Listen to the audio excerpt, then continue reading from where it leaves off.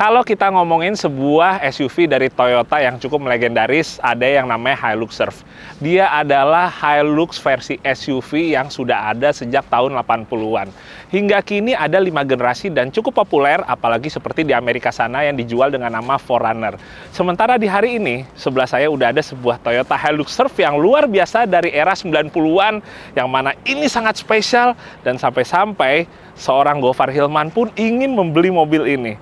Kira-kira seperti apa detailnya? Saksikan lengkapnya video ini.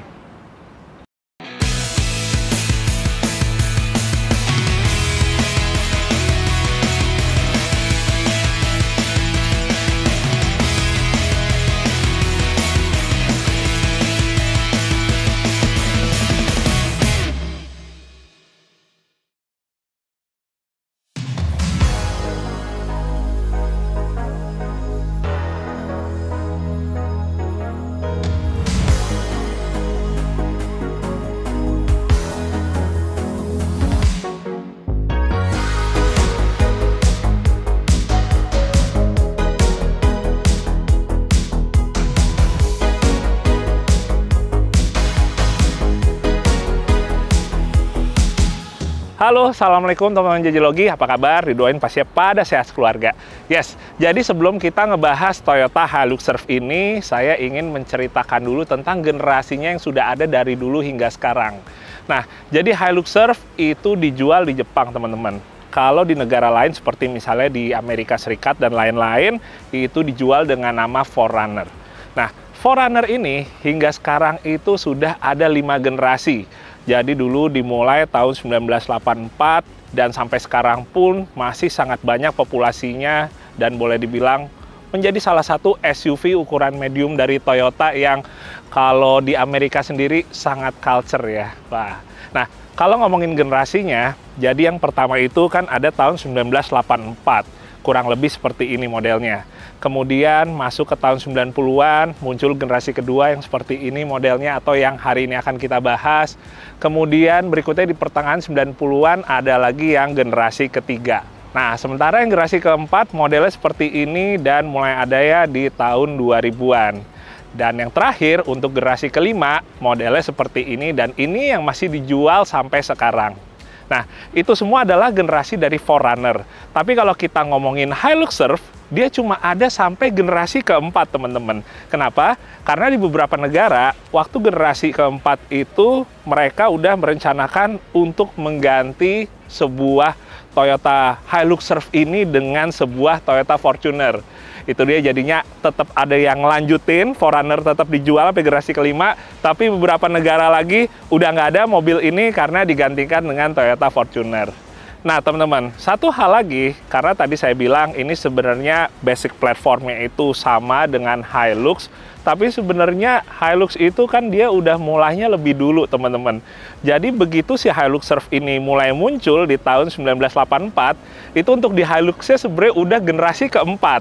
Jadi ya itu dia, setelah Hilux udah ada beberapa generasi, tepatnya generasi yang ketiga, lalu habis itu ada yang namanya Toyota Tracker yang dibikin oleh Toyota, dan itu menjadi cikal bakal Hilux Surf. Yang mana sampai sekarang ini menjadi mobil yang boleh dibilang cukup langka setidaknya kalau untuk di Indonesia, dan mulai menjadi perburuan banyak orang ya, termasuk kayak saya bilang tadi, seorang Gofar Hilman pun juga sekarang lagi kepikiran mobil ini. Dan tepatnya unit Hilux Surf biru yang ada di belakang saya ini. Gimana Far? Jadi nggak ngambil ini? Jadi yang ada di sebelah saya ini adalah Toyota Hilux Surf milik dari Om Abe. Ini adalah Hilux Surf generasi kedua, yang mana menjadi Hilux Surf yang paling ikonik. Karena kalau kita ingat sebuah Hilux Surf, biasanya teman-teman tuh keinget ke modelnya yang ada di generasi kedua ini ya, atau model yang 90-an ini. Sementara untuk variannya ini adalah yang SSRX, yaitu adalah tipe yang boleh dibilang hampir paling tinggi, dan dia juga ada tipe yang normal body dengan yang wide body. Kalau yang ini wide body karena dia udah menggunakan over fender yang lebar, teman-teman. Nah, kalau kita ngomongin Hilux Surf generasi kedua ini, emang boleh dibilang ini adalah salah satu Hilux Surf yang boleh dibilang menjadi salah satu kultur di SUV Toyota paling kuat di era 90-an, teman-teman. Nah, sementara di mobil Om Abe ini, kalau teman-teman bisa lihat, pertama adalah si catnya ini udah diganti menggunakan cat yang diaplikasikan di 4Runner TRD Pro. Itu berarti yang di Amerika. Kenapa? Karena menurut Om Abe, dengan menggunakan warna 4Runner TRD Pro ini, makin kelihatan USDM-nya ya teman-teman ya. Jadi walaupun ini Hilux Surf, tapi arahnya emang mau dibikin lebih ke Amerika, lebih ke arah sebuah 4Runner. Nah, kemudian yang unik ya teman-teman, sama Om Abe dikasih dekal atau body striping yang mana di ujung sini ada seseorang yang lagi pegang papan surf. Jadi semakin menguatkan konsep ini sebuah Hilux Surf ya. Nggak cuma si orangnya aja, garisannya ini kurang lebih dia mencirikan sebuah lautan. Ya, jadi kurang lebih dia mau bersiap untuk melakukan surfing.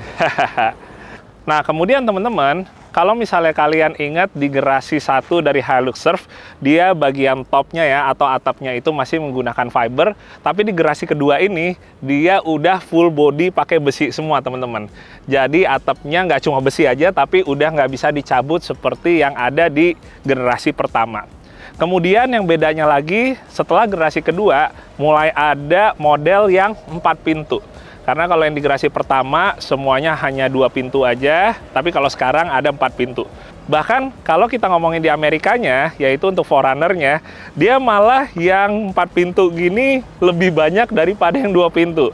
Karena di tahun 90-an itu ada regulasi pajak yang membuat kalau harganya yang 2 pintu terlalu mahal sekali.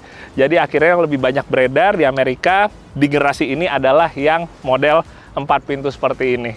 Geser ke bagian depan teman-teman, kalau kita lihat mukanya mungkin buat kalian yang ngeh adalah untuk si grillnya yang nggak pakai logo topi sombrero ya, tapi pakai logonya tulisan Toyota. Nah, ini sebenarnya adalah modifikasi dari Om Abe yang ngebikin grillnya itu mirip-mirip desainnya grill Satoshi. Nah, buat kalian belum tahu, jadi Satoshi itu adalah orang Jepang yang mana dia itu dulunya sempat mengubah dengan sendirinya grill yang ada seperti misalnya di Hilux, di 4Runner, atau Hilux Surf yang tadinya pakai logonya Toyota itu dia rubah menggunakan logo yang tulisan Toyota dan klasik seperti ini teman-teman.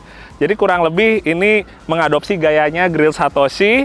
Terus sama Om Abe, dia untuk grillnya ini juga dirubah pakai modelnya yang honeycomb ya. Dan diteruskan sampai ke bawah, bahkan honeycombnya diaplikasi juga di skid plate-nya teman-teman. Nah, buat lampunya, ini mungkin teman-teman juga ada yang bertanya, ini kayaknya lampunya bukan yang mesti cedok ya. Nah, jadi kalau lampu yang cedok atau yang masuk ke dalam, itu adalah Hilux Surf generasi ini, tapi sebelum facelift teman-teman. Kalau udah facelift seperti di mobil Om Abe ini, dia emang udah pakai lampunya yang rata seperti ini. Nah, terus satu hal yang uniknya, kalau kita lihat ke bagian bawah sini, ini mestinya nggak ada fog lamp-nya teman-teman. Jadi sama Om Abe ini dimodifikasi atau bahkan tinggal ditambahin aja sama fog lamp-nya yang ada di kijang kapsul LGX. Dan ternyata dia ngeplug langsung masuk, dan overallnya kita ngelihat kayak emang ini OEM-nya ya.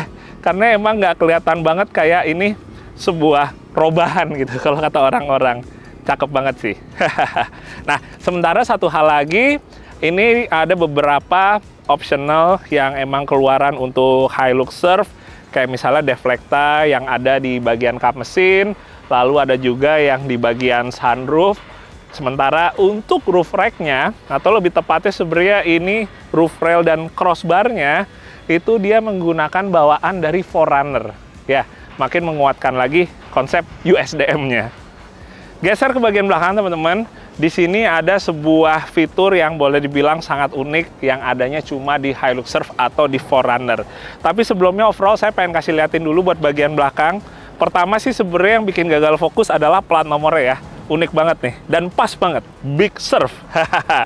Nah, kemudian dia itu udah dilengkapi dengan tire hanger. Jadi kalau untuk varian yang ini memang ban serepnya itu posisinya ada di belakang ya, atau model konde seperti ini.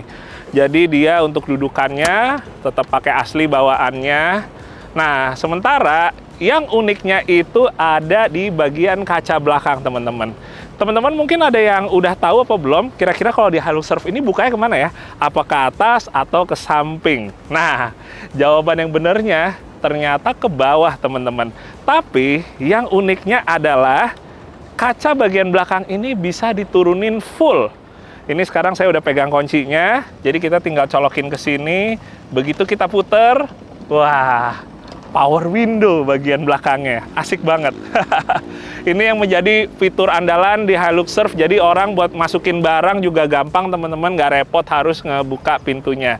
Nah, sementara kalau misalnya pintunya mau dibuka, dia emang harus kacanya diturunin full dulu seperti ini. Kemudian tinggal kita buka ke bawah. Nah, kurang lebih seperti itu. Asik, unik banget teman-teman. Walaupun di satu sisi mungkin yang nggak kebiasa kayak agak repot dulu ya pas mau nurunin pintu kayak tunggu, kacanya mesti diturunin dulu. Kurang lebih seperti itu. Kemudian teman-teman, kalau kita ngebahas kaki-kaki di mobil Hilux Surf Om Abe ini, dia masih relatif standar. Untuk bagian depannya, sistem suspensinya menggunakan double wishbone dengan batang torsi. Sementara untuk yang bagian belakang, dia itu menggunakan gardan solid dengan sistem suspensi 4-link. Yang mana untuk shocknya ini masih menggunakan shock bawaannya, teman-teman.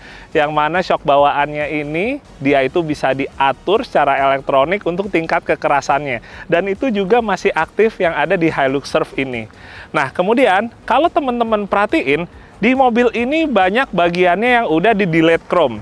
Jadi kayak misalnya di bagian depan atau di bagian samping seperti footstep dan bagian lain-lainnya, ini banyak yang udah diubah menjadi warna hitam menggunakan powder coating. Termaksud untuk di kaki-kakinya yaitu untuk velg. Jadi kalau teman-teman lihat, ini velgnya menggunakan velg yang ada di Prado 90. Tapi sebenarnya di Hilux Surf dan 4Runner juga ada yang menggunakan velg model seperti ini. Warnanya sama, udah di powder coat juga menjadi hitam. Sementara untuk bannya, ini menggunakan BF Goodrich KO2 atau yang AT dengan ukuran 265/75 R16. So far sih kalau saya sebenarnya untuk velg lebih sukaan warnanya agak lebih terang ya, biar bentuk velgnya kelihatan. Karena emang nggak terlalu senang dengan velg yang warnanya gelap karena bentuknya nggak kelihatan, tapi ya balik lagi selera aja sih. Sementara untuk bannya juga mungkin menurut saya agak sedikit kegedean. Kalau kita pakai profil 70 mungkin jatuhnya agak lebih enak lagi karena rongga atau bagian spakbores ini nggak terlalu sesek. Tapi ya kembali lagi juga mungkin emang fitment inilah yang emang diincar oleh Om Abe di Hilux Surf-nya.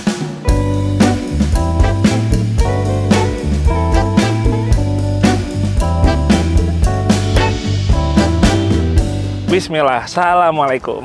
Wah, begitu ke bagian dalam ya teman-teman, kita bisa ngelihat kalau dia itu adalah interior blue on blue. Jadi bagian dalamnya emang ini udah aslinya mayoritas biru ya teman-teman, warna interiornya. Dari mulai dashboard sampai karpet, untuk door trim dan juga untuk joknya. Tapi karena ini suasananya cukup panas yang ini, jadi coba kita nyalain dulu ya teman-teman. Oke, kita starter. Wah, mesin apa ya kira-kira? Nanti kita akan bahas mesin setelah ini. Ya, jadi pertama teman-teman, kalau ngomongin untuk interiornya, ini sama Om Abe mayoritas direstorasi lagi. Dikembalikan seperti orisinilnya walaupun ada beberapa hal yang emang udah dimodifikasi. Pertama yang pasti kalau untuk setirnya ini udah diganti pakai Nardigara teman-teman. Menurut saya cocok banget walaupun terlihat jadi kayaknya nggak ada temennya ya. Yang lain warnanya mayoritas biru sementara ini hitam pekat. Tapi tetap looks-nya atau estetikanya oke banget. Kemudian buat joknya ini juga udah di retrim lagi. Bagian tengahnya tetap dipertahanin model material yang bludru teman-teman atau suede. Tapi dikombinasi dengan kulit sintetis di bagian sampingnya untuk lebih nguatin lagi aksen di zaman 90-an dulu teman-teman. Sementara buat door trimnya ini juga direstorasi lagi, disegerin lagi. Kalau untuk bagian plafonnya ini masih pakai fabric bawaannya dan dia dilengkapi dengan sunroof ya teman-teman ya. Ini sunroofnya modelnya dia elektrik. ngebukanya dari sini, tapi nggak akan saya buka karena luar biasa panas di siang ini. Nah, sementara kalau ngomongin tombol-tombol yang ada di dalam sini, ini semua masih aslinya, walaupun ada beberapa tambahan. Kayak misalnya karena kita tahu ada fog lamp tambahan dari kijang kapsul, jadi di bagian tengah sini ada switch-nya. Lalu di sebelah kanan sini, ini ada untuk kita ngerasin atau ngempukin shock breaker-nya. Sementara di sebelahnya, ini dia ada electric choke ya, atau idle up-nya. Jadi kalau misalnya saya pencet, teman-teman, dia secara otomatis langsamnya akan naik sendiri ke 1500. Enak banget, praktis banget ya, bukan model yang tarik gitu, udah elektrik. Nggak pencet lagi, buat kita nurunin lagi langsamnya ke normal di bawah 1000. Hehehe. Nah, kemudian dia handbrake-nya masih model yang tarik di sebelah sini. Kemudian kalau kita ngomongin transmisinya, jadi di Hilux Surf ini dia ada yang manual dan ada juga yang otomatis, teman-teman. Yang di sini pakai otomatis 4 speed. Yang mana ini sebenarnya gearbox-nya dia itu kurang lebih sama dengan yang ada di Jeep Cherokee XJ atau di Isuzu Trooper yang juga ada di era masuk ke 90-an. Sementara yang uniknya justru di bagian transfer case. Jadi transfer case-nya, kalau teman-teman lihat di sini cuma ada H, N, dan L4. Kalau kita di posisi H seperti sekarang, dia itu 4x2, teman-teman. Tapi kalau kita pencet tombol 4WD yang ada di sebelah kanannya ini, kurang lebih dia langsung berubah jadi 4x4 di high range atau 4H. Begitu kita geser ke depan, maka dia akan pindah ke low range atau ke 4L-nya. Kalau ngomongin posisi duduk di baris keduanya, teman-teman, ini dengan posisi kursi depan yang lumayan mundur tadi, si dengkul saya masih nggak mentok. Walaupun sebenarnya hitungannya sih bulu-bulu yang ada di kaki ini mulai nyentuh ya ke jok depan, teman-teman. Tapi pada intinya nggak neken di bagian dengkul saya. Tapi kalau kita ngomongin headroom-nya, ini sebenarnya boleh dibilang juga nggak terlalu luas juga, teman-teman. Karena di bagian plafon yang persis di atas baris kedua ini, dia itu agak turun. Ya, itu untuk tempat nyimpen si tutupan dari sunroof-nya saat dibuka. Sementara kalau di plafon yang bagian belakang ini baru dia agak lebih naik lagi, lebih luas ke atas lagi. Nah, tapi teman-teman, walaupun duduknya boleh dibilang masih cukup aman, tapi kalau misalnya nyendernya, ini rasanya langsung kayak si kepala kebanting banget ke belakang. Langsung rasanya jadi nggak enak banget gitu ya. Madepnya jadi ke bagian atas, ke plafon. Jadi rasanya kalau duduk di belakang sini lebih enak untuk kita nggak nyender full ya kepalanya ya. Jadi posisinya kayak gini. Sementara kalau kita udah nyender gini, rasanya agak sedikit awkward gitu ya, aneh aja. Mungkin kalau coba saya naikin si headrest-nya ini sampai mentok. Nah, ini baru agak mendingan, tapi jatuhnya masih lumayan kerasa ngejeblak ke belakangnya banget ya, teman-teman ya. Nggak bisa yang kita ngelihat ke depannya enak gitu. Ya, kayaknya mungkin bergantung postur tubuh juga ya, kalau yang duduk di belakang sini.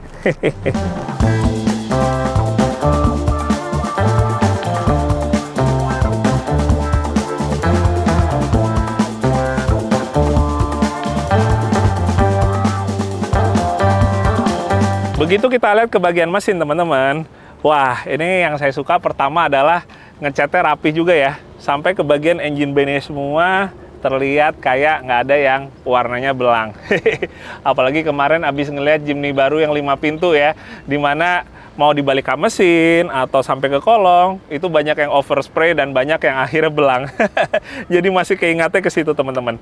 Oke, jadi di Hilux Surf generasi kedua ini, dia menggunakan mesin diesel 2,5 liter turbo 4 silinder dengan kode 2 LTE. 2 LTE ini adalah mesin yang boleh dibilang sebenarnya sangat badak, sangat favorit, bahkan dari model yang sebelum ini, yaitu 2LT. 2LT bedanya sama yang 2LTE, kalau yang 2LT yang sebelumnya, itu dia masih menggunakan injection pump yang konvensional atau Bosch pump. Tapi kalau yang di 2LT ini, dia udah menggunakan Bosch pump atau injection pump yang elektrik. Jadi ada ECU-nya, teman-teman. Nah, jadi kalau yang 2LT itu dia adanya di Hilux Surf yang generasi pertama. Kalau yang di generasi kedua ini dia udah mengalami peningkatan, yaitu menggunakan Ecu, yang mana kalau di Toyota dibilangnya EFI ya, atau EV ini. Kalau ngomongin mesin ini, sebenarnya ini adalah salah satu mesin yang sangat favorit di dunia off-road, apalagi kompetisi off-road dari semenjak awal tahun 2000-an. Banyak mobil yang di engine swap ke sini, kayak misalnya contohnya mobil-mobil tubular, atau misalnya mobil-mobil basic yang boleh dibilang masih berbodi dari mulai TAF sampai Jimny pun juga tidak sedikit ya dulu yang menggunakan mesin ini untuk kompetisi. Nah, di satu sisi mesin ini juga sangat reliable teman-teman, kita masih bisa mendapatkan parts-nya, untuk badaknya itu dapat banget mau kita pakai off-road maupun kita pakai sekedar harian aja, walaupun tenaganya ya segitu aja ya, nggak terlalu yang wah banget. Sementara kalau untuk konsumsi BBM-nya menurut Om Abe di Hilux Surf ini sekitaran 1:8. Oke lah, untuk mesin yang umurnya udah lebih dari 20 tahun ini.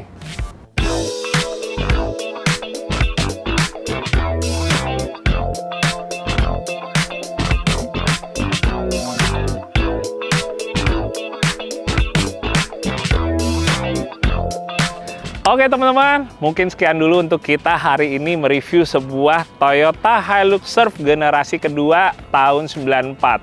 Semoga bisa bermanfaat untuk kalian semua, bisa menambah wawasan juga. Dan sebelum saya tutup, saya pengen nanya satu pertanyaan untuk kalian. Misalnya kalian boleh pilih nih, dikasih satu mobil harian. Pilihannya, apakah antara kalian mau ambil Hilux Surf tahun 90-an ini, atau kalian ambil sebuah Toyota Fortuner yang udah ada di era sekarang ini. Kira-kira kalian bakal lebih pilih mana untuk kalian miliki? Oke, terima kasih. Sehat-sehat buat kalian semua dan sampai ketemu lagi di video Jajilogi yang berikutnya. Dadah, assalamualaikum.